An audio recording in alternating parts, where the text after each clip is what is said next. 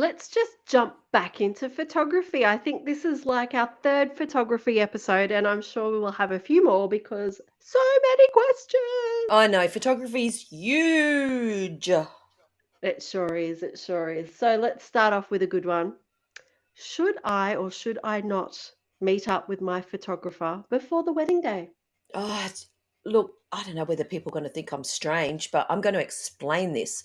So, back before I was planning at a venue and I was on the road being a photographer, Hmm. I had this really, hmm, maybe it's an epiphany of sorts that I would go to a couple's house and I would meet up with them and I would just meet up with, Sarah and Tom. Oh no, maybe I better say Paul. No, I'll say Tom. So, Sarah and Tom, okay. And that would be normal, Sarah and Tom, just normal in their own house, just being themselves. And then on the wedding day, when Sarah's a bride and Tom's a groom, they weren't even the same people.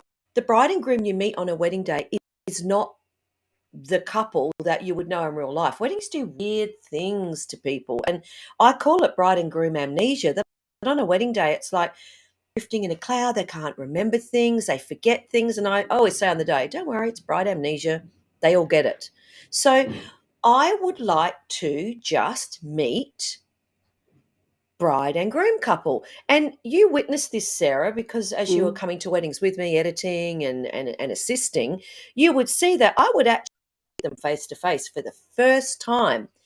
But I loved it because I am only here to experience shooting Sarah as a bride. I want to know who she is as a bride and I want to know who he is as a groom. Like he might have been completely calm and chilled and the most laid back guy. He might have been a total groomzilla on the wedding day. So me personally, of course there was lots of talk on the phone and emails, but I liked to meet them face to face as a bride and groom. Now, I'm sure there's photographers that think I'm a bit of a nut job, but I don't know. I've been doing it for a long time and I've shot a lot of weddings, and that just worked for me. Now, Sarah, you met with your photographer, and how'd that go for you? Yeah, not real good, Sue. Not real good, as I explained in one of our previous There's podcast no episodes. indication, then, is there? But I Yeah. think these days with FaceTime, if you Hmm. feel that you just want to connect, just do a FaceTime. And if you feel sort of a sense of, oh, I like this person, that intuitive feeling, that gut feeling where you go, I don't know what it is about that person. I just don't feel they're a good fit with me. That's your intuition saying, don't go with them. Or you might Yeah. go, wow, this person, I just like their attitude. It's a good fit. And everyone's so busy these days. Can you imagine having to meet your cake maker, meet your photographer, meet your videographer, meet your caterer, your stylist, your blah, blah, blah, blah. It goes on and on and on. We just Yeah. don't have the time. So personally, I don't think you do have to meet up with them. That's a fair point. I like I like how you looked at it when you would shoot and you would like to meet them on the day because as we all know, and as I can say here, I was a little bit of a bridezilla on my No, wedding Sarah, day. you? I I know, heaven forbid, like as if but no, it's true on the day, especially I think more bridezillas are more organized people because they have a plan in their head, and then when they get there on the day, you think that you need to have it all executed that way. But for me, it all just went out the window, and I was just like, "Oh my God, like this is really happening." So you weren't So your normal self on your wedding day, were you? You were almost like a not different at all, person. And not that's at all. very real and very normal. Yeah, and that was yeah, so when you was explaining that, I was actually thinking back, "Oh, yeah, I know how I felt on my wedding day." So, very, very good. Now, this is a doozy of a question. Ooh, I like doozies. Well, not really a doozy, it's just this is gonna be a very, very, very, very, very long Oh, answered question, so be buck, prepared. buckle up, everybody. Okay, so how do I work out a schedule for my photography? Oh Lord, can we get through this in one podcast? Okay, I'm going That's to why. Yeah, Right. that's why I thought, "Let's get it done now. Let's do it." Right, like a Band-Aid, let's rip this off. Okay, Sure. so I'm going to narrow this down and keep it very simple, okay? So let's say, for example, you're getting married, let's say in Sydney, and let's say the groom lives in one suburb where he's getting ready. That's maybe a 20-minute drive from where the bride lives and maybe where they're getting married, just for ease, let's say. And then you've also got to go to Wes. And this is why venues that do it all under one roof is so amazing. If you're getting ready there, getting married there, having your reception there, it's just, it's brilliant. But that doesn't happen a lot. And I did a lot of Sydney weddings where I would be bouncing around all over the place. Well, you've got to allow travel time for the photographer. And a photographer doesn't just leave one aspect of the day and just jump in the car and drive, because we've got to pack up all of our gear, make sure we haven't left anything behind, put it safely in the car, get in the car, set your. Even just that is 10 minutes adding on to the travel. So if we say, oh gee, you know what? I'm gonna scribble this down as I go, because this is a beauty. So let's say, for example, your wedding is at, let's say, 3 p.m. Okay. So that's really your starting point, and you can work backwards from that and then forward. So if you're getting married at 3 p.m. and where you are getting married is 20 minutes from your place, okay? So you've got to give the photographer 30 minutes to get there. But the photographer can't get there at 3 o'clock, because the wedding's about to start. They've got to get their gear out the car. They've got to set it up. If it's a church, you've got to suss it out. You've got to talk to the priest. So really the photographer needs to be there 30 minutes before the wedding starts, get photos of your guests and bits and pieces. So let's say that means the photographer would have to leave your place if the wedding's at 3. You really need them leaving your place by about 2 p.m. Okay, so if they're leaving your place by about 2 p.m., before that they've gone to the boys. So allowing travel, and you've got to allow a couple of hours with the girls. Mhm. You've got to allow maybe an hour with the boys. You've got to add your travel. And what if there's a traffic incident? What if something happens? You can't just say my GPS says 17 minutes. A traffic snag might mean that's 30 minutes. Mm. So you've got to really have this very broad day. So you need to literally get a pen and paper, start going through, start counting back. Now, I think that a photographer needs 2 hours with the girls. There's a lot going on with the girls, but you can get away with an hour with the boys. So if you've got an hour with the boys, 2 hours with the girls, and an hour travel in between, there's 4 hours already gone. Mhm. We haven't even left to go to the church yet. Yeah. So then you've got that. Then after the ceremony, you've got to take your congratulations photos, and that can take 15 minutes to half an hour. Then you've got to get everyone together for that group photo. It takes 10 minutes just to get them together. Then you've got to take them. Then you've got to do the family photos. So once that's done, you've got to allow at least 30 minutes for family photos and a group photo. Then you've got to go off on the bridal shoot. Now, I've had couples that have given me 3 major destinations. You know about these, Sarah, where they say, right, I want to go to the Sydney Opera House, Yes. I want to go to Sydney Harbour Bridge, Mhm. and I want to go to the Botanic Gardens. 3 key locations in Sydney. You know what Sydney traffic's like? You know what Sydney I parking's know, like? and the cost of the parking and And yeah, when, as which well. that's got to be factored in too. Like the I know. photographer's got to be on charging you. Now, I've done weddings where it's literally it's cost me $100 to park my car across a wedding day, and along comes the bride party in their big stretch limo where they just stop anywhere and they get a little bit of flexibility. No Mhm. parking inspector or police officer gives a photographer any like slack if you can't get a car park. So you might be parking your car a 20-minute walk away. Then you've Yes. got to get there. You've got to lug your gear. So a good photographer should be saying to someone, listen, you can't do 3 locations. You can't be away from your guests for 3 hours. They'll hate your wedding. It's that simple. Yeah. So a photographer should be reining that in and saying, how about we do this one and of time? But then with the reception, once again, you finish your shoot. Photographer has to walk back to the car while you're waving past the bridal party. drinking Mhm. champagne in their Hummer. You've got a 20-minute walk back to your car. You've got to pack your gear in. You've got to set your GPS up. So they're there and you're not there. And they can't go in until you get there. So then you've got to factor that in. Then when you get there, you've got to find a car park and you've got to, get your gear out the car and you've got to head up there. Then you've got to do a quick suss out of the room, talk to the MC, talk to the DJ, find out how this is happening with them coming in so you can, do I need to put a flash on my camera? What lens am I going to use? Then you've got to go see the bridal party. Couples just don't get, as a videographer or photographer, that things don't take 2 seconds. We don't just stick our cameras on auto and take a Mhm. photo. Things have to be thought of carefully. So to actually sit down and do that schedule, it's something that I have gone into in one of my books, and I think it's probably 4 pages long, just that topic alone. But it's Yeah, I also think it is. something, Sarah, I'm happy to help people with if they want to drop me an email, which we always say, I'm kind of here, drop me an email. Give me the basics. Say, oh my Lord, Yoda, wedding influencer, Sue, whatever your name is. This is my wedding day. I can't work it out. What would I need? Well, just send me an email. Say I'm getting married at this location. Give me a suburb at this time. I'm getting ready here. I can look it all up on Google. I'm happy to help you with that. But it's not something you can just think you know how to do. Like, did you think about this when you booked your wedding photographer? And did he explain this to you at all, Sarah?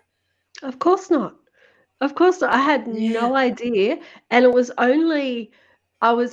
just so thankful that at the last minute we decided to hire a videographer, and I was really lucky because it was a winter wedding, so we found someone who was local. He actually ended up running the wedding and keeping us on track with times. We had no timeline, we had nothing. So the photographer obviously that we hired was hopeless because yeah, that's just the way it Still was. waiting for your photos. How many years later? I know, nearly 17. Oh, maybe So he's waiting for your 20th anniversary as a yeah, surprise. yeah, you just don't know these things, do you? No, but the videographer, he really kept things on He track, stepped up. and then obviously through working with you all those years, um, I noticed how much you actually do to keep the wedding day on track because most people don't even think of their wedding day timeline. They put so much effort into like the favors and the hair and the shoes and all of the things that are pretty, which is fabulous. I love all that. But you don't really think about all of that. You don't think of the travel time. You don't think, oh, my photographer, by the time they get to the reception, all my guests are there. There might not be a car spot for them. You just don't think that. And it's not the couple's fault. It's not their fault at all. It's just that they might not have been educated by their wedding professionals, which happens. Um, but that's why I think that this is such a good question and such a good topic to cover in this episode because it's helping people become more aware of it so then they don't have those mess ups on their wedding day. You said something really profound that I always say, and I say, it's not your fault if you don't know what goes on a wedding day. Ha- Absolutely. I mean, if you've never, even if you have been married before, sometimes people go, I didn't have a clue then, I don't have a clue now. How are you supposed to know? This is not something, well, unless you're Elizabeth Taylor, you do 10 times in your life. Most people hope to only do it once, Yeah. usually only do a bigger wedding once. How are you supposed to know? It's not your fault. And it's an emotional, well, it's an emotional purchase. Let's be honest here. Sarah, it's a business. Weddings is Yeah. a business. It's a purchase. It's a service. It's all the bits and pieces. It's an emotional purchase. And like you said, people just put all this time into making sure that everything's perfect to the little tiny details on the gift that they give their guests that half of them leave on the tables when they go because they're drunk anyway and don't take with them. But that's another episode to talk about. How are you Yes, it supposed is. to? It's not your fault. You're not supposed to know. And that is why. this information that I have is so important and just needs to be out there. I mean, I had Yeah. a good friend get married not long ago and did her own wedding and on her friend's property. And I said, I can't let you just do that. You have to sit down with me. I have to go over things. And it was just one little thing that stood out to me was I was like, right, okay, going through the day, right, yep. Who's going to do that? Okay. Who's going to hand out the confetti? Oh, that's a good point. Who's going to tell the guests where to sit down at the ceremony? Because they won't sit because they're scared that might be mum or dad's seat. Yeah. And it's just so important. I said to her, okay, so you're going to cut your cake? Yep. And then what? She went, what do you mean? What are you going to do with your cake? She goes, oh, God, I didn't think about that. It's just, yes, it's all pretty. Here's my cake. It's gorgeous. Here's the knife. We cut it and walk off. That cake Yeah. doesn't get itself picked up straight away. For hygiene, it should be picked up straight away and put in a fridge or wherever. And who's going to cut it? And Mhm. Sarah, I'll get Auntie Jane to cut it. Has Auntie Jane ever cut a wedding cake? Like, there's tricks to cutting wedding cakes, but at least these days you can Google it and it will show you how to do it. But that can That's take true. 30 minutes. And then who's going to serve it? And she was like, oh, my, I thought about all of this. And the little things I went through with her really blew her mind that she said, oh, I've got my cake. Oh, I've got a cake knife. Yeah, I've got that. Even little as you got bins all around the venue. Oh, yeah, who's going to empty them? Oh, I hadn't thought about that. Mm. Such little things, but so important. As a bride on their wedding day, imagine standing around going, all the rubbish bins are overflowing. Yeah. Did you not ask someone to keep an eye on them? Do you now want to turn around and ask your kids who are enjoying themselves, oh, kids, can you go empty the bins? Yeah. Maybe you Exactly. needed to have paid someone to do that. Talking to so many brides over the years and talking to brides about their regrets. I get a lot of emails from that. Oh, I wish I knew that. I wish I had your book. I wish I had your knowledge. I have so many regrets that now, if I planned my wedding, I would have done it right. Exactly, exactly. And I think that this is why we've got the podcast, because we just want to get that information out to people, because at the end of the day, if you hire professionals, they should help you with this. But if unless you've got a planner to oversee everything, they're not going to be the ones that can put it all together. And that is a really tricky thing to do if you don't know what you're doing. So that's Yeah, and why look, they are if worth you the get a money good, in the it's end. true. If you get a photographer is used to just pretty well running the day. Yeah, If you get a photographer that doesn't that's know true. that much about weddings, they're going to be as confused as you are, and that's not going to give you confidence. So, a good photographer with a lot, look, I didn't know this about weddings in my first 5 weddings. It's something that you just learn, and you think, why am I sorting this? Why didn't they do that? Why am I organizing someone to play their song to walk down the aisle? Yeah, Because it affects you as a photographer. And what affects you is if things go wrong, it shows in the photos. yeah, and you So as a can't get the shot. photographer, you can't. I want them to look so happy. Everything's amazing. It shows when things aren't going right. So Yeah, it's really important. yeah, that's true. So as I knew it would happen, that question has taken all episode to get through. So I think we'll leave that at that point.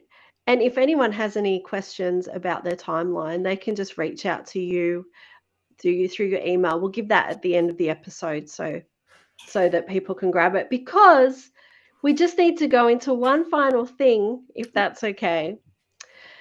I would love for you to tell us about that one time in Sydney when a couple had a massive fight at the reception, just because. Gee, yes, this is a good one. This was actually at a place. It was like the barracks, like army barracks. They do weddings Oh, there wow. in Sydney. Yeah. So this is people that were all involved in the army. So what happened was the bride and groom were going overseas after the wedding. Oh, can you hear my psycho animals? I can Sorry, I can Chewy hear and the dogs. Solo are going Yep. psycho. Okay, so shh, puppies. So what happened was they were going to have the wedding. The day after the wedding, the groom was on a plane going overseas for 6 weeks to set up their new home and get their new life ready together. But what he didn't know was that the day after the wedding, while he was in Canada and for the next 6 weeks, she'd been having an affair with her boss, who was at the wedding Oh, in the no. bathroom with a little icing sugar around their noses. And people were like, that's really weird. We've just seen the bride and her boss in the bathroom, thought they were just dabbling in, should we call it icing No. sugar? But they were actually having an affair. So he ends up being in Canada. Was it Canada? I don't know why that comes to my head. I think it might have been, but I'm talking close to 20 odd years ago. Wow. So she never went over. She ended up being with him. He had lots of money, the boss. Um, Groom comes back and gets on with his life, I guess. It's just Oh it's my it's gosh. hard to comprehend, isn't it? And on that note, I would say to anyone, even if it's the day before their wedding, if something has to change, don't get married, guys. It's much harder to No. go through the pains of that than to say I'm making a terrible mistake. Much better to just do it before. Even if you're walking down the aisle and you go, okay, something's not right, I have to tell the truth. Back out, back Yeah. away. Oh, that's insane. Oh, oh my gosh. I know it's crazy, isn't it? It's very crazy. Well, I think on this craziness, we will leave you on that note.